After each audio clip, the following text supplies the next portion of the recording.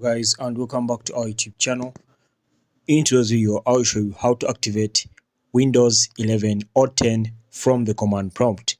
Okay, so I know a lot of information has been going out there, but this is the perfect video for you, and sit tight until we continue. Okay, so what you have to do is simple. You have to open up the command prompt over here. So come to the start bar over there, or start menu, and then come to the search bar over here. And at the search bar, you come and search for command prompt. So I know most of you have the command prompt application over here, and as you can see, it's a desktop application. So leave alone the web gives you command prompt, command center, command line, leave alone all this.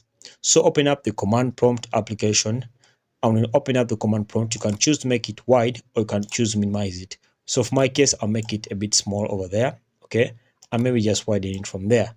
So in the command prompt application, you have to put in the following prompts over here. So make sure that you see these prompts over here, and this is how the prompts are. So if you want, you can take a screenshot of the video and then see the prompts later on. So I'll just come and copy these prompts over here. As you can see, it is IRM https://masquerade.de/get/IEX, and then last one is 11 Windows application. Now what you do is simple. Come and copy this. After copying it, put it in the prompt button over there.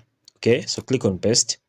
When you click on paste, wait for it to load up a bit. It will do the system work inside there.